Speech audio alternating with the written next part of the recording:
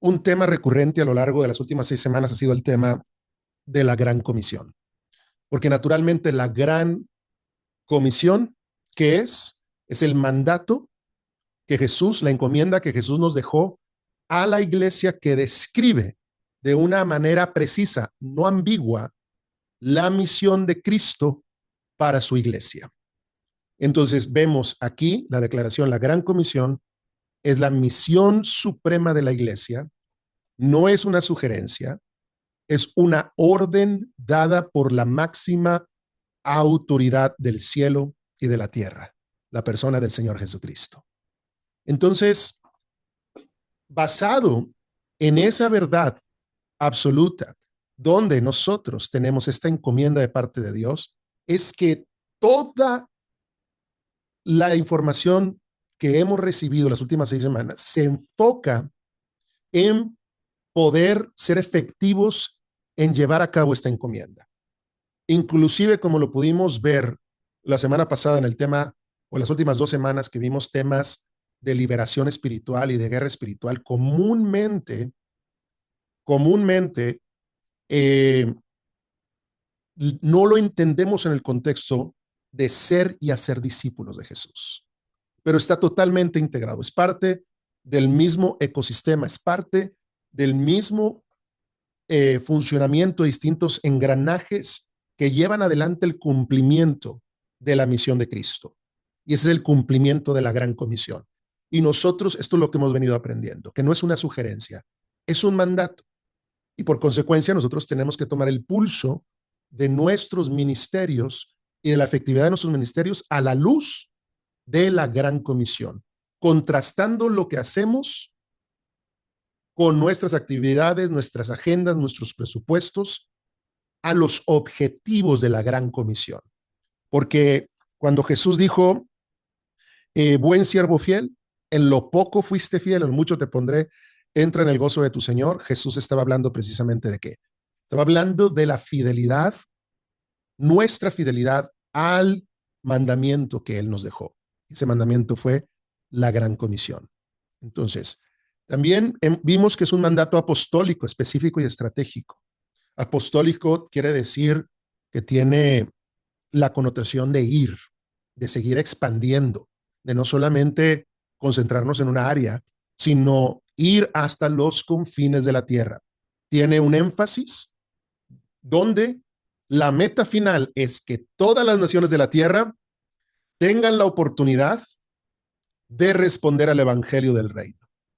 Y la iglesia tiene esa responsabilidad de llevar la revelación especial de el evangelio del reino, que nos habla del plan redentor de Jesús, para que el mundo pueda tener la capacidad de responder a ese llamado. Por eso nos llama a ser discípulos de todas las naciones, no solo a evangelizar o a plantar iglesias, sino a discipular.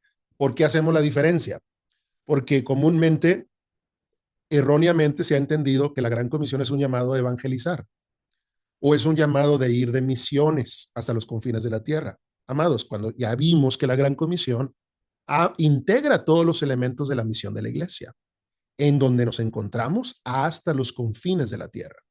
Y es sumamente importante que nosotros podamos comprender esta verdad. También vimos, número 3, el discipulado es el medio más eficaz y transformador para alcanzar al mundo. No hay otra manera. Los modelos centrados en la personalidad, en los programas y en las producciones dominicales solamente pueden lograr ciertos objetivos, pero no pueden cumplir con la Gran Comisión. ¿Por qué? Porque número uno, no son necesariamente bíblicos y no son escalables, no son fácilmente reproducibles. Por lo tanto, donde no, si no es reproducible, si no es misional, si no habla y demuestra una vida de sacrificio, si no transforma contextos, entonces, mis amados, no estamos nosotros llevando la gloria de Dios a los lugares más oscuros de la tierra. Porque el libro de los Hechos nos demuestra una iglesia cuyo avance en distintas naciones y ciudades era evidente por el fruto que la iglesia tenía. De hecho, algunos decían, ahí vienen los que trastornan al mundo. Esa era la manera como la gente apreciaba y veía el avance de la iglesia. Entonces, la iglesia tiene que ser reproducible, misional, sacrificial y cambiar contextos, cambiar vidas, cambiar sociedades, cambiar comunidades. Ese es el llamado de parte de Dios. También vimos que la obediencia a la gran comisión es prueba de nuestra fidelidad y fruto espiritual. No hay, nosotros no hay fidelidad si no hay obediencia. Y no va a haber recompensa, mis amados, en el tribunal de Cristo si nosotros no somos fieles y no podemos presentar un fruto tangible y medible de lo que Dios nos encomendó que nosotros hiciéramos. Entonces, este tema de hacer discípulos trasciende a preferencias en el presente. Tiene que ver de, tiene que ver con la integridad ministerial de nuestro ministerio en el presente, y también tiene que ver con el momento que nosotros rindamos cuentas delante del Señor. Número 5, el fracaso en hacer discípulos viene de una fe consumista y de la ausencia de la llenura del Espíritu Santo. También vimos ese tema, que muchas veces estamos produciendo a través de los modelos existentes una fe consumista, estamos produciendo consumidores religiosos, sola y no productores o discípulos que viven para producir la vida del reino en aquellos que los rodean. Entonces, naturalmente, para subsistir como seres humanos, tenemos que naturalmente ingerir alimentos. Somos consumidores, todos somos consumidores. El problema es cuando nos quedamos solamente como consumidores. Si nosotros solamente comemos y no quemamos calorías, ¿qué es lo que pasa? Nos engrandecemos de la manera no más deseada, ¿verdad? Eh, y naturalmente viene un sinfín de problemas fisiológicos por consecuencia de eso. Dios no nos diseñó solamente para alimentarnos, para ser consumidores religiosos. Dios nos diseñó para ser productores del reino. Entonces, eh, el fracaso de hacer discípulos viene principalmente de una fe consumista, una fe que no crece más allá de estar centrada en uno mismo. La fe bíblica, la fe profética, vimos que se centra en la naturaleza de Dios y en los propósitos redentores de Dios. Y nos da la capacidad a nosotros como hijos de Dios a ver lo que Él es y ver lo que Él está haciendo y por consecuencia a introducirnos en ese mover. Entonces, vimos también que Jesús invirtió en pocos para transformar a muchos. Su estrategia fue relacional, radical y de largo alcance. Y esa fue la estrategia del maestro. La estrategia del maestro para alcanzar a las multitudes no fue hacer una mejor producción, no fue establecer un restaurante donde distribuyeran alimentos. Su visión para alcanzar y alimentar las multitudes fue reproducirse en otros discípulos. Esa era la manera como él visualizó que podía llegar a los campos, porque él dijo, los obreros son pocos y la mies es mucha. ¿Qué fue lo que hizo el maestro? Invirtió en hacer discípulos para reproducirse en otros y así tener un mayor alcance. Así es la manera como la iglesia de Cristo crece de manera saludable. Voy en el número 7. Estamos aquí repasando lo que hemos visto. Hacer discípulos es amar a Dios con nuestras acciones, no solo con palabras. Amar a Cristo no, volvemos al tema de, ya no solamente estamos hablando de la producción dominical, sino muchas veces estamos hablando del performance o ¿cómo se dice performance en español? De la actuación de ser cristianos. ¿Y cuál es ese performance? ¿Cuál es esa actuación? Los domingos en la mañana cantando cosas que no vivimos de lunes a domingo.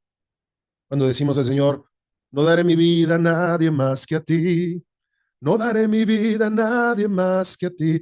Y luego el lunes llega y le estamos dando nuestra vida a otras cosas, cantando cosas que no estamos viviendo. Entonces, amar a Dios es amarlo con nuestras acciones, no solamente con nuestras palabras. Eso también fue algo muy importante de lo que estuvimos aprendiendo a lo largo de este curso, en este tema de ser discípulos. También vimos que el ADN del reino debe establecerse desde el inicio en cada movimiento. Lo primero que nosotros hacemos va a determinar lo que nosotros multiplicamos. Por medio de lo que ganamos a las personas, es a los que los ganamos. Si los ganamos por medio de una producción, los ganamos a una producción. Pero si los ganamos por medio de la revelación del reino y la revelación de quién es Jesús, a eso lo estamos ganando. Por eso, no podemos hacer discípulos dentro de un aula de clases. Un aula de clases es excelente, como esta aula virtual es excelente para impartir visión, para capacitar, para dar doctrina, para dar fundamentos, pero el discipulado se vive en el día a día. Y lo que uno hace en el día a día con sus discípulos es lo que va a establecer ADN y es lo que va a reproducir. Número 9, hacer discípulos es más que una metodología, es un estilo de vida de reino. Lo dijimos, el discipulado orgánico no es un programa, es una vida. Y si bien podemos estratégicamente tener iniciativas, proyectos, voy a posar entre comillas, programas, eso no es el discipulado orgánico. Eso es solamente parte de la estrategia para poder producir discípulos. Pero el discipulado tiene que vivirse en comunidad y misión. Muy importante, son los elementos bíblicos neotestamentarios de el discipulado. Nosotros multiplicamos la iglesia cuando multiplicamos discípulos. El enfoque no está en las estructuras, sino en las vidas transformadas. Vimos esto muy importante. Yo creo que todo evangélico dice un amén a que la iglesia no son las estructuras, no es el edificio. Pero el problema es que cuando 90% de nuestra vida cristiana la vivimos dentro de un edificio, tenemos problemas. No estamos nosotros verdaderamente viviendo la vida del reino, porque un discípulo vive la vida del reino 100% del tiempo, esté dentro de lo que llamamos el edificio de la iglesia o esté fuera en su comunidad, entre su trabajo, en cualquier esfera de la sociedad donde se encuentre. Un discípulo vive la vida del reino y vive para ser un agente de transformación. ¿Ok? También vimos que el discipulado orgánico es universal, es reproducible, independientemente de recursos externos y es guiado por el Espíritu Santo. Entonces, muchas veces la gente espera en recursos para poder activarse en la visión y la misión de Dios. Pero el discipulado no requiere recursos externos. Se puede llevar a cabo, ni siquiera necesitas manuales, lo único que necesitas es la Biblia. Y la Biblia está accesible, inclusive si no tienen una en papel, está accesible por medio de los dispositivos que nosotros comúnmente utilizamos. Y nosotros estudiamos o vimos la herramienta del estudio de descubrimiento bíblico. Con el estudio de descubrimiento bíblico, con los primeros 10 mandamientos que Jesús nos enseña, usted ya tiene una guía para comenzar a discipular los primeros 3 meses a las personas que Dios ponga en su camino. ¿Por qué? Porque el discipulado orgánico es universal, es reproducible, es guiado por el Espíritu de Dios, está sustentado en la Escritura. ¿Ok? Ser llenos, número 12, del Espíritu y guiados por el Espíritu es esencial para vivir una vida misional y cumplir con la gran comisión. Vimos que hay dos conceptos aquí muy importantes que hay que entender: vida misional y la vida de un misionero. En la definición más amplia, todo discípulo es un misionero, en el sentido de que vive dentro de la misión, es decir, vive de manera misional. ¿Qué quiere decir eso? Es que en la comunidad está haciendo las obras de Cristo. Y nosotros vimos las 3 vertientes de las obras de Cristo la semana pasada: su predicación, su enseñanza, la proclamación del evangelio, también su ministerio de poder y de manifestación de milagros, sanidades, liberación, todo eso. Y la tercera vertiente fue la vertiente de multiplicar y hacer y levantar discípulos y líderes, siervos. Entonces, cuando nosotros vivimos la misión de Cristo, estamos ejemplificando las obras y manifestando las obras de Jesús en nuestro contexto inmediato, independientemente que usted se encuentre en su ciudad o usted esté en la India. Ahora, un misionero transcultural, por eso les dije dos conceptos, es quien entonces es enviado por la iglesia a, a un lugar recóndito de la tierra, donde comúnmente el evangelio no ha llegado, o se necesita refuerzos de discípulos y de misioneros para que el avance del evangelio continúe creciendo. Pero la iglesia tiene que ser tanto misionera como misional. Misional es su contexto inmediato y misionera transcultural, con una visión misionera transcultural en el sentido que está enviando misioneros a lugares no alcanzados. ¿Ok? También vimos que multiplicar discípulos es amar a Dios. Vimos que no se ha cumplido el llamado de hacer discípulos hasta que su discípulo también haya hecho otro discípulo. Este es el corazón de un movimiento de multiplicación de discípulos. Tenemos que ser catalizadores y no solamente producir en una generación, sino tenemos que tener una mentalidad, como dice aquí, multigeneracional. La meta no es solo discipular a alguien, sino formar discípulos con el ADN del reino que lleguen hasta la cuarta generación, esa multiplicación, y que preserven el ADN del reino. Entonces, eso es lo que nosotros hemos estado viendo. La mentalidad multigeneracional es esencial. También, número 15, los verdaderos discípulos viven en la misión, viven en misión. El discipulado bíblico no es académico ni institucional, es relacional, es práctico y enfocado en la transformación y la misión de Cristo. Ese es el discipulado bíblico. Viven continuamente en la misión. También vimos ya en los temas de las últimas 3 semanas que el reino de Dios es espiritual, pero transforma y tiene el poder para transformar lo natural. Dios creó al hombre, vimos en el tema de creados para operar en 2 mundos, para vivir y funcionar tanto en el ámbito natural como en el espiritual. Y la fe es ese puente que nos permite ver lo invisible y vivir conforme a la realidad eterna de Dios. El justo por la fe vivirá. ¿Y por qué es importante entender y tener este lente espiritual? Es muy importante porque la obra a la que Dios nos ha encomendado es una obra sumamente espiritual. También vimos que la verdadera realidad es la que Cristo ha determinado, es la que Dios ha determinado en aquellos que estamos en Cristo Jesús. De modo que si alguno está en Cristo, que dice la Biblia, nueva criatura es, las cosas viejas pasaron, he aquí, todas son hechas nuevas en el Señor. Y ahora nuestra nueva naturaleza implica de que somos hijos del Altísimo, pero hemos recibido el ministerio de la reconciliación. ¿Qué quiere decir eso? Que Dios, por medio de nosotros, está reconciliando a los hombres pecadores consigo mismo. Entonces, caminar en el Espíritu es elegir vivir según la verdad revelada por Dios y no según lo que nuestros ojos naturales ven o lo que el mundo define. También vimos que no basta con tener conocimiento bíblico, debemos ver con los ojos del Espíritu, con los ojos de la fe. Lo invisible solo se discierne espiritualmente y la madurez espiritual implica ver, obedecer y vivir conforme a este marco eterno. Muy importante. ¿Por qué? Porque si usted quiere dar pasos atrás en su vida espiritual, deje de tener fe. El diablo lo que busca siempre robar en el cristiano es la fe. Jesús le dijo a Pedro, Pedro, el diablo ha pedido para zarandearte, pero yo pedí al Padre que tu fe no falte. Fíjate nomás. O sea, ¿qué dice Jesús en ese pasaje?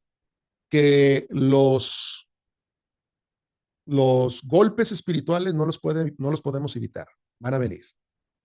Pero lo que sí podemos evitar es que no perdamos la fe. Porque cuando tenemos fe, la fe nos eleva por encima de las circunstancias que estamos viviendo. Y vimos que la guerra espiritual es el contexto en el que hacemos discípulos. No podemos ignorar que Satanás no va a entregar a los territorios que en alguna vez dominó sin una batalla.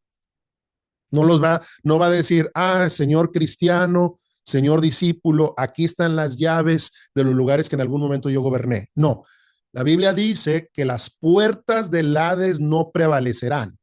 Lo que indica ese pasaje es que el reino de los cielos sufre violencia y los valientes y los violentos lo arrebatan. Eso es lo que indica ese pasaje espiritual. Inclusive en el marco de sembrar la semilla en lugares fértiles. ¿Recuerdan la secuencia de las parábolas que hablan acerca de los misterios del reino?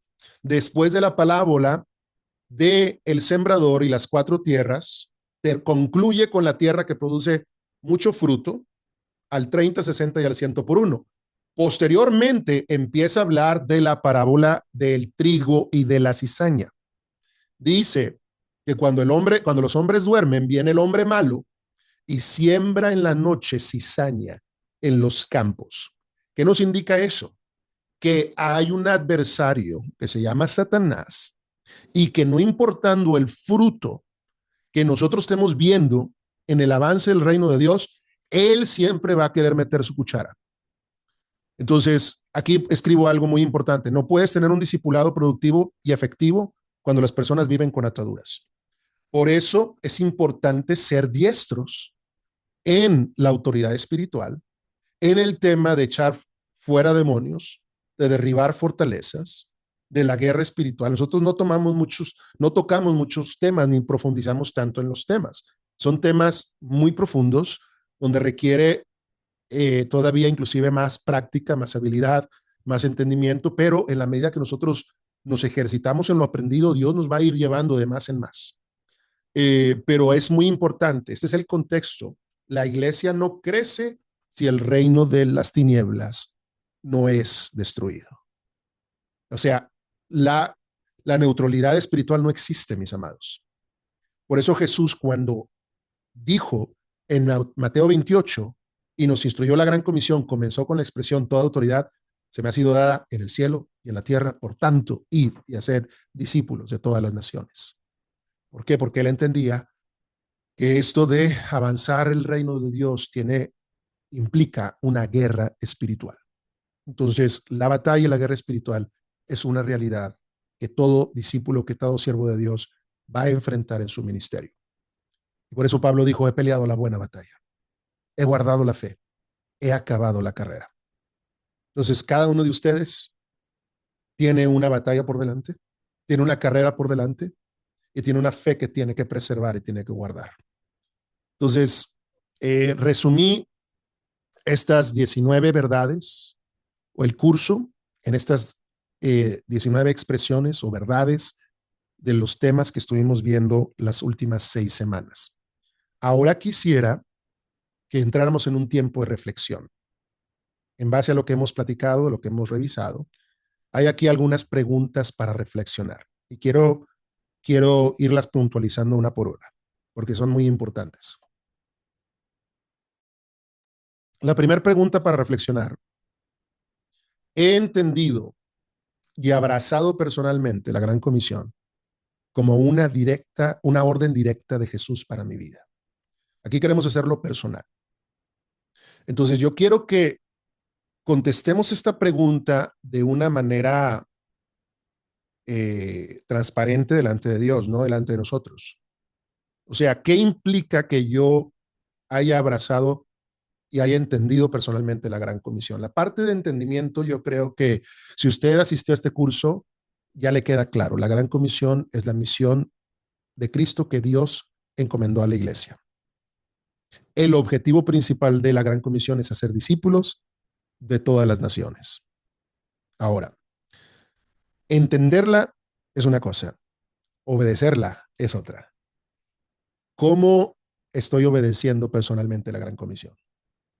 ¿Cómo el día de hoy mi vida ha sido redireccionada y recalibrada a esta visión de Dios de ser y hacer discípulos de Jesús? Esta es una pregunta que usted tiene que contestarle a Dios.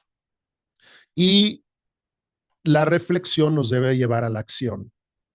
La reflexión, naturalmente, hay un momento de arrepentimiento, es decir, Señor, reconozco esto, esto y esto y esto, no lo he puesto como prioridad, no lo he puesto como el GPS principal de mi vida, por lo tanto, quiero volverme a ti. Y ahora viene el arrepentimiento y viene la acción, la reflexión me lleva a la acción.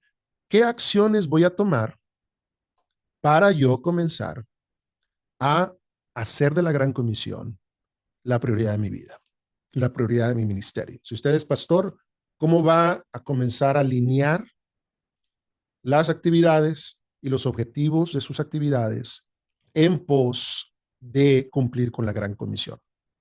Porque recordemos, nuestra fidelidad ministerial va a ser medida con el criterio de la gran comisión.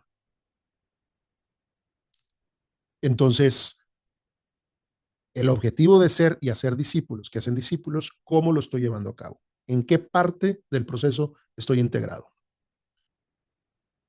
Número dos, ¿estoy viviendo como un discípulo en la misión de Cristo o simplemente como un consumidor espiritual? Quiero hacerle una pregunta.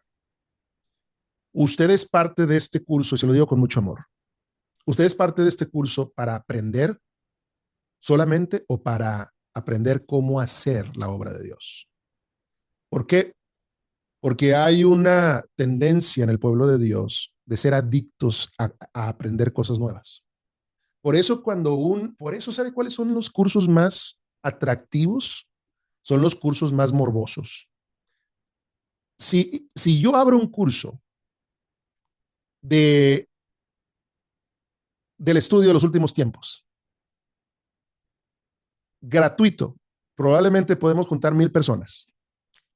¿Por qué? Porque nos gusta el morbo de qué es lo que va a pasar, qué es lo que va a venir, quién es la bestia, será Trump, no será Trump. O sea, empezar a hacer ese tipo de cosas, conocer ese tipo de cosas como que es muy controversial, es muy atractivo. Y yo no digo que no debemos de estudiar en los últimos tiempos. Debemos, la Biblia nos enseña, bienaventurado aquel que conoce las cosas, ahí en el libro de Apocalipsis. Lo que está escrito en el libro de Apocalipsis es bienaventuranza, es parte de la Biblia, pero lo que yo voy es este tema o este contraste de nosotros dejar de ser consumidores religiosos a ser productores. ¿Por qué? Estamos preocupados de conocer de la segunda venida de Cristo cuando más de la mitad del planeta no ha escuchado de la primera venida de Jesús. Ese es el meollo y ese es el problema. ¿Sí o no? Y nosotros tenemos que decir y recontestar esa pregunta: ¿estoy viviendo como discípulo en la misión o simplemente como un consumidor espiritual? Entonces, que el Señor nos capacite y que el Señor nos, hermanos, que el Señor nos venga a crear una urgencia, una pasión, que Dios le incomode, discúlpeme que se lo diga, que Dios le incomode en su asiento dominical para que usted se active en la misión de Dios. Le deseo lo mejor siempre. Le deseo que Dios lo bendiga, que Dios le multiplique, que Dios haga con usted todo lo que Él quiere hacer, que le sane, que le provea. Sinceramente, de corazón se lo deseo. Y Dios también creo que lo desea como Padre. Pero hay un trabajo que nosotros tenemos delante de nosotros, es el trabajo de hacer discípulos de todas las naciones de la tierra. Otra pregunta: ¿cómo mido el éxito de mi vida o ministerio? ¿Por frutos espirituales o por actividad religiosa? ¿Cuáles serían los frutos espirituales? Fíjense, quiero compartirles, hay un pasaje en 1 Tesalonicenses capítulo 2, y déjenme, es más, déjenme copiarlo aquí en el chat, porque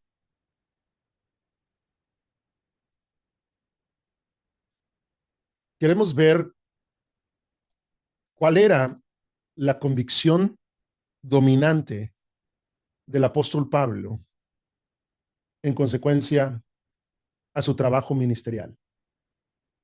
¿Cuál era la convicción que lo dominaba? ¿Cuál era, que era el pensamiento que lo mantenía despierto constantemente ante el llamado de Dios que Dios había puesto sobre sus vidas, sobre su vida como siervo, como un colaborador de Dios. ¿Ok? Permítanme porque...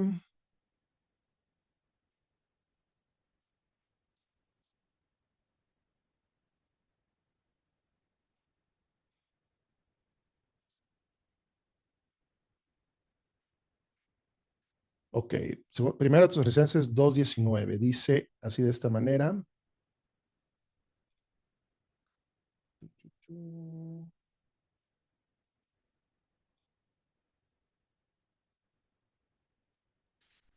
Porque ¿cuál es nuestra esperanza o gozo, corona de que me gloríe? ¿No lo sois vosotros delante de nuestro Señor Jesucristo en su venida? Imagínense, todos los logros del apóstol Pablo. El apóstol Pablo no dice, ¿cuál es mi gloria? ¿Cuál es mi corona? No son los escritos, no es el hecho de que yo escribí una tercera parte del Nuevo Testamento, no es el hecho de que él es el prototipo de lo que es un apóstol misionero, no es el hecho de que él abrió muchas iglesias, no es el hecho de que él visitó tal cantidad de naciones. La gloria, esperanza y corona del apóstol Pablo, ¿sabe qué era? Fueron personas cuyas vidas fueron transformadas y vivieron para transformar otros. Son los Timoteos, son los Titos, son los Silas, son los Lucas de la vida del apóstol Pablo, es decir, discípulos que vivieron para ser otros discípulos. Esa era la corona del apóstol Pablo. Esa era su gloria y esa era su esperanza en el momento que tuviese que presentarse ante el trono del tribunal de nuestro Señor Jesucristo. Él sabía que lo que iba a valer, como le dije, no eran sus logros ministeriales, no fueron sus escritos, no fueron la cantidad de naciones que él visitó, fue los hombres y mujeres que él ganó y que él discipuló y que él pastoreó y que él impulsó para la obra del ministerio. Entonces, nosotros podemos medir ¿sabe cuáles son, amados? Yo me muevo entre pastores y pastores muy exitosos. Y las conversaciones comúnmente o lo que flasheamos son los números dominicales. Son los cuánto valen nuestros campuses, cuánta capacidad para sentar personas tienen nuestros auditorios, cuántos libros se han escrito, cuántas conferencias internacionales se han predicado.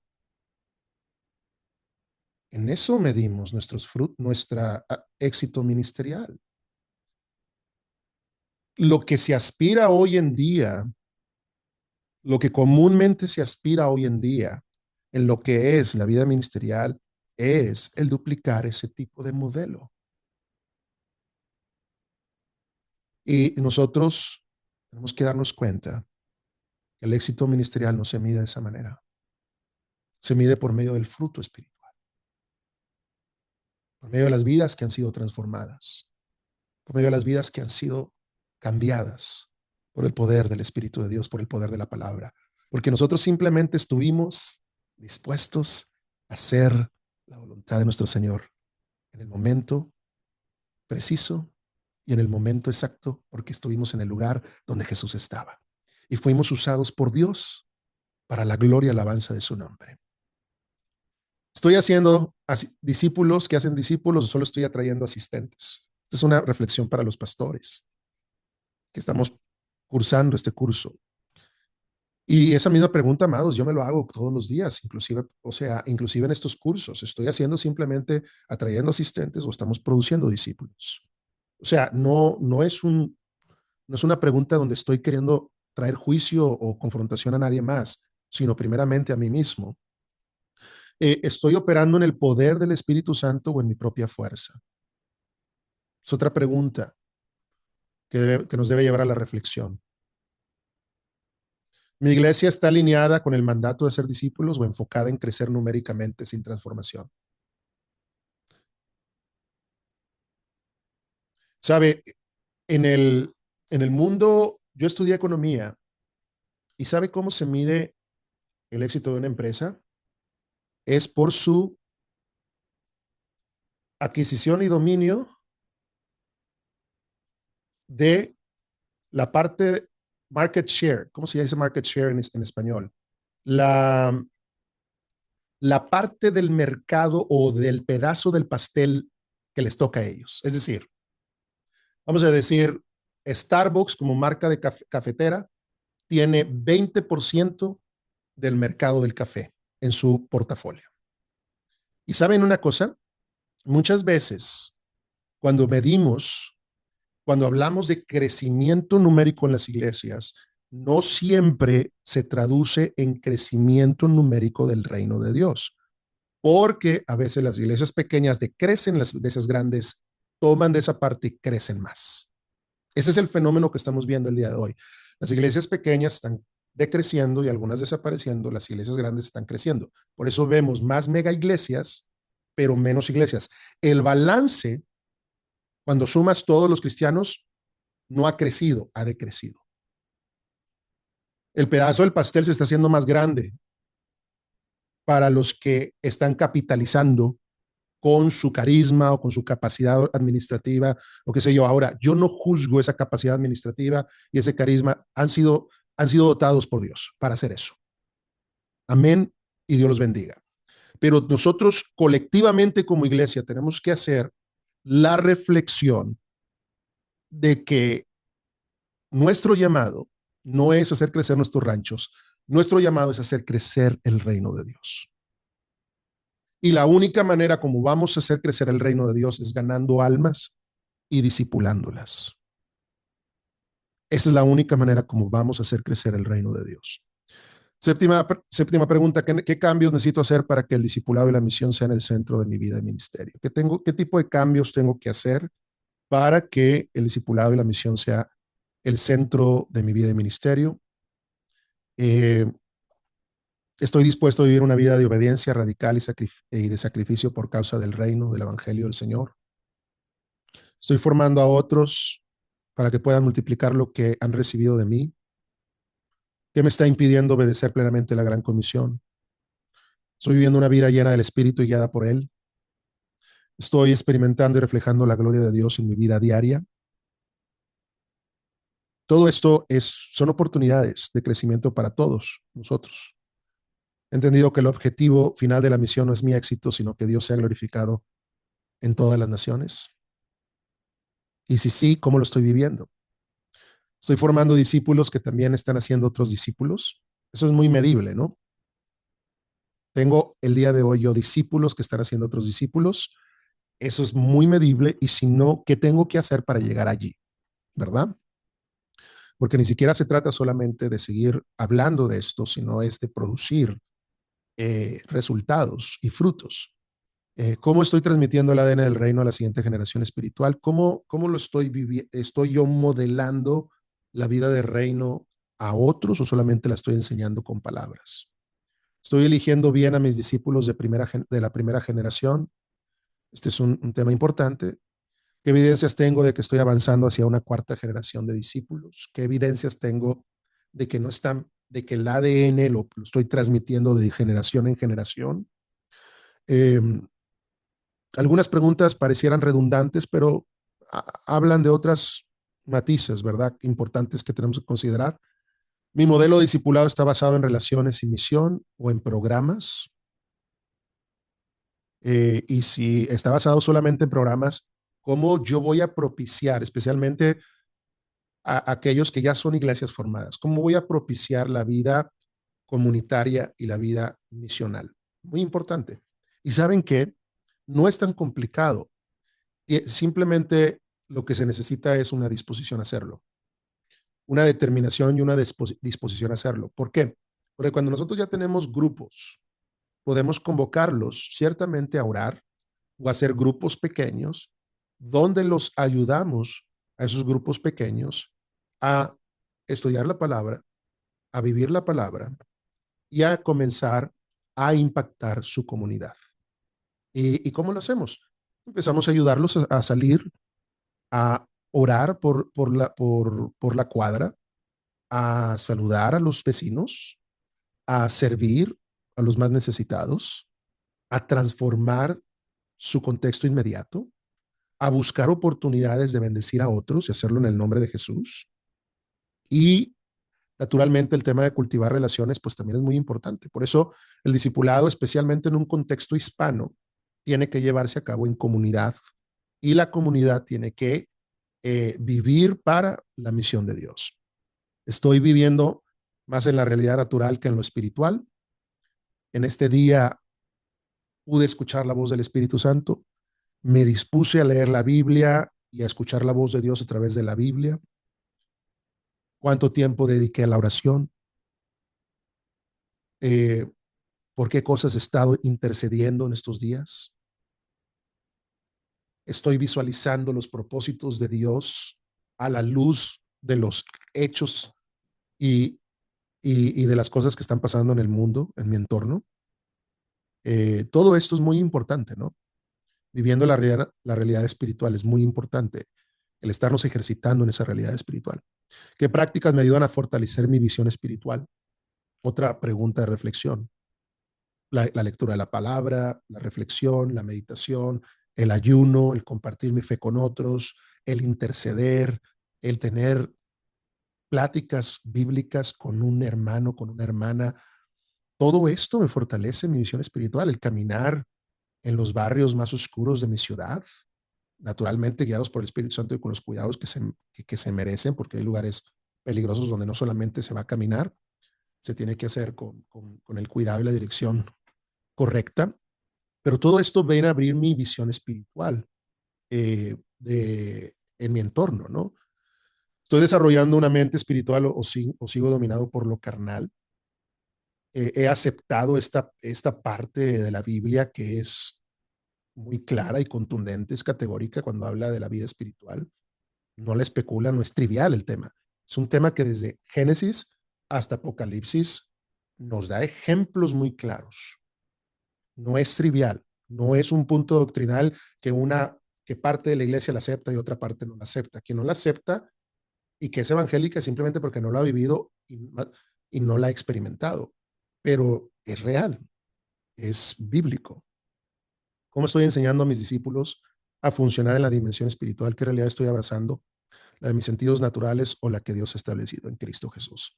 Pues bueno, todas estas preguntas eh, quiero que podamos tomar un momento y quiero que las platiquemos. Yo quisiera escuchar ahora sí que lo que sienten algunos de ustedes, de lo que ha sido el curso, de las preguntas que están haciendo aquí, o si tienen otra pregunta que nos va a ayudar o a lo mejor hay lagunas de cómo hacerlo, y eso es válido. Este es un proceso. Todo discipulado es un proceso. No se frustre. Todo llamado de Dios es un proceso.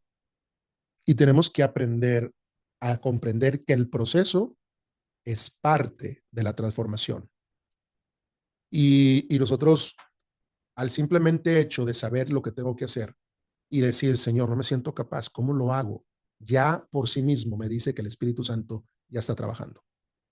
Entonces, si hay lagunas de cómo hacerlo, eso lo queremos saber nosotros para poder servirle y meternos a esos temas de una manera más concreta, más profunda y buscar la manera de cómo puede ser muy implementable en su contexto inmediato, para que no estemos solamente siempre navegando en los mares de la teoría, sino seamos prácticos y estemos poniendo todo esto en práctica. Muy bien, vamos a entrar en tema. Quiero escuchar sus preguntas, sus comentarios, levanten su mano. Con gusto vamos a contestarlas. Yo lo que voy a hacer es que voy a cerrar el archivo y voy a poner las preguntas en el chat por referencia. ¿Ok? Luego ya podemos tener un diálogo edificante al respecto. Ok, lo tengo que dividir en dos.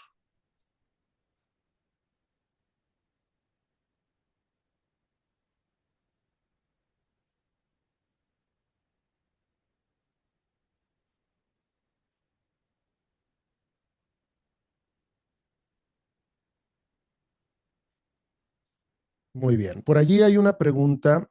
Sí. Cuando busca su primer discípulo o hacer amistad o frente le predicamos, ¿habrá alguna técnica? Ok, bueno, naturalmente hemos hablado del discipulado como el discipulado relacional. Entonces, la base antes de nosotros predicarles el evangelio tiene que ser la relación. Eh, es decir,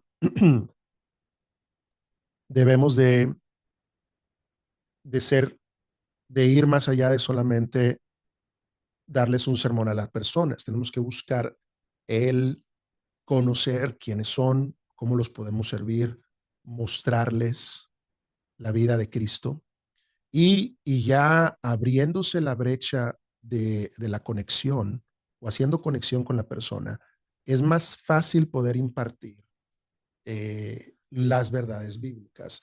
De hecho, naturalmente, la Biblia dice que debemos de hacer evangelismo a tiempo y fuera de tiempo. Pero evangelismo no solamente quiere decir que voy a agarrar la Biblia y les voy a dar bibliazos. Evangelismo quiere decir que yo estoy mostrando quién Jesús es a las personas. Inclusive Jesús dijo en Mateo 5 que la gente al ver nuestras buenas obras van a glorificar al Padre. Y el contexto de ese pasaje es cuando Jesús dijo que nosotros éramos la luz y la sal de la tierra. Entonces, uno puede predicar con palabras, pero también puede predicar con el ejemplo. Cuando, cuando nosotros enseñamos a misioneros a entrar a lugares no alcanzados, donde no hay ningún contexto, no hay cristianos, nadie puede llegar a esos lugares con una campaña evangelística. Tiene que llegar rompiendo el hielo por medio de establecer conexiones. Y por eso nosotros hemos hablado del tema de buscar personas de paz. ¿Ok? Las personas de paz son las personas que están abiertas para escuchar la palabra de Dios. Y eso lo va a tener en cuenta. Usted nunca, en un contexto latinoamericano, usted nunca va a tener que esconder que usted es un cristiano, un discípulo de Jesús. ¿Por qué? Porque no hay meramente persecución o un rechazo abrupto en cuanto a eso. Pero sí es buena práctica el primero servir a la gente. Y esa, más que una técnica, repito, es un estilo de vida. Amar a la gente, servir a la gente, inclusive orar por ellos. Uy, hay alguna necesidad por la cual yo puedo orar por usted. Cuando la gente experimenta el poder de Dios, eso abre su corazón. En el libro de los Hechos vemos que cuando Lidia fue una de las primeras mujeres ahí en Macedonia, de entrar al reino de Dios, dice que Dios abrió su corazón. ¿Cómo Dios abre el corazón de la gente?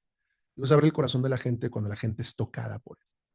Entonces, a buscar la manera que se abra el corazón y entonces cuando ya se abre el corazón, usted puede compartirles el evangelio y comenzar procesos de discipulado con ellos.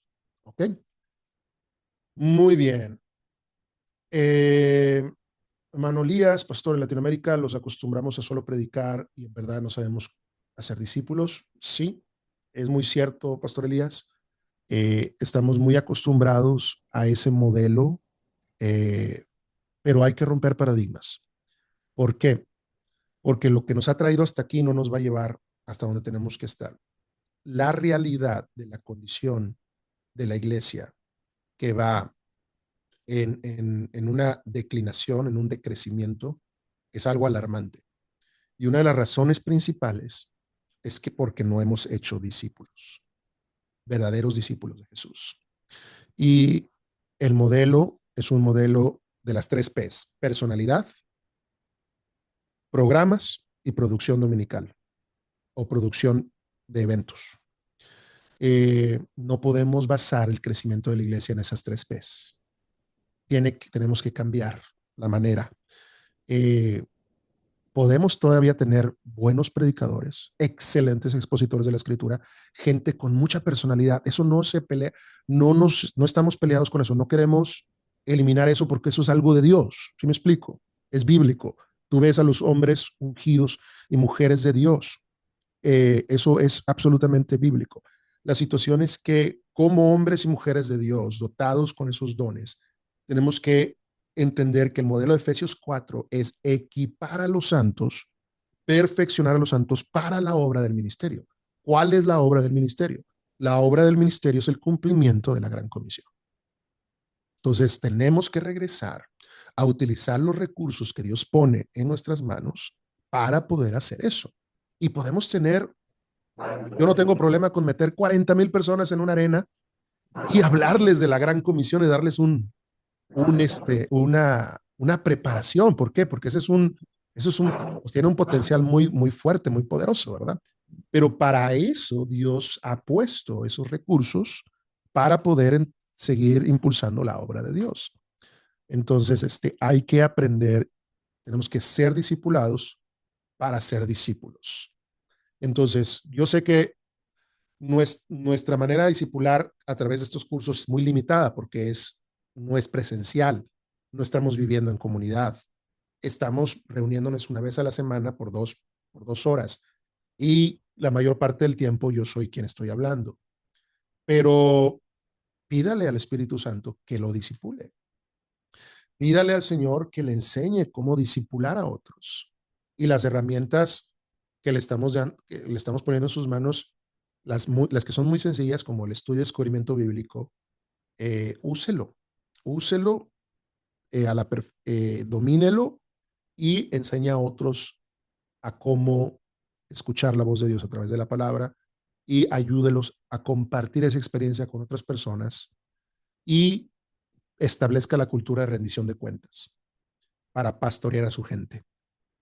Esas 3 acciones, con la herramienta de estudio de descubrimiento bíblico, mis amados, he conocido, he conocido organizaciones enteras que tienen 2 millones, 3 millones de discípulos, que tienen 15,000 iglesias. Estoy hablando de lugares como la India, como África, y la única herramienta que ellos utilizan son el estudio de descubrimiento bíblico. Y es una herramienta muy, muy efectiva, muy sencilla, y en esa herramienta se pueden utilizar usted le puede llamar grupos de conexión, le puede llamar células, grupos en casa, iglesias en casa, como usted quiera llamarle. El título o el nombre, la nomenclatura de los contextos es irrelevante. La esencia de lo que está enseñando, impartiendo y dirigiendo, eso es lo que hace la diferencia. Vamos a encomendarnos a Él. Padre, en el nombre de Jesús, gracias. Te damos por este lindo, maravilloso tiempo que hemos tenido las últimas 6, 7 semanas. Hemos estado aprendiendo, Padre, las cosas en las cuales que reflexionamos esta noche. Señor, gracias porque tú nos has llamado, nos has tomado por fieles para ser puestos en el ministerio. Señor, más allá de un ministerio formal, es un ministerio funcional, donde el objetivo es manifestar tus obras a un mundo perdido, ganar almas y hacer discípulos que hacen discípulos y glorificar tu nombre en las naciones de la tierra. Y yo quiero pedirte, Padre, que tú unjas y que tú llenes la vida de cada uno de mis hermanos y mis hermanas que tú has elegido, que tú has llamado para este tiempo de la gran cosecha. Yo te pido, Padre, que todo lo que somos y todo lo que hacemos siempre viva para darte honor y gloria a ti, Señor. Que tú nos lleves a esas conexiones divinas de las personas que ya están listas para responder a tu llamado. No queremos solamente enfocarnos en programas, personalidades o producciones dominicales. Queremos ser productores de tu reino. Queremos ser discípulos que hacen discípulos. Queremos, Señor, ir más allá de una fe consumista. Queremos ser discípulos de alto rendimiento, no de alta demanda y mantenimiento. Padre, gracias te doy, Padre, por la vida de cada uno de los hermanos y hermanas de ahí del Perú, de Colombia, de Ecuador, de el Centroamérica, del Salvador, de México, de los Estados Unidos, Señor, y cualquier país que se me pueda escapar. Señor, gracias te doy, Padre, porque tú nos has llamado a una obra que trasciende nuestras propias vidas. Oramos, Señor, por estos proyectos que se están formulando, como el proyecto de ir a esta etnia y en Perú. Señor, tú pone el querer como el hacer por tu buena voluntad en la vida de mis hermanos que está aquí presente. Y Señor, en la encomienda que tú nos estás dando, algunos estaremos enfocándonos en nuestras propias familias para ser discípulos, otros en nuestras comunidades, otros pastores en transicionar a sus iglesias. Padre, hoy queremos encomendarnos a ti, a tu palabra y a tu presencia, para que nos dirijas en todo lo que hacemos, Señor, y que podamos ver el fruto tuyo, Padre, el fruto que permanezca, el fruto, Padre, que siga creciendo. Gracias te doy, Padre, porque tú eres quien lo haces. Te damos gracias y te alabamos y te bendecimos en el precioso nombre de tu Hijo Jesucristo. Amén y amén.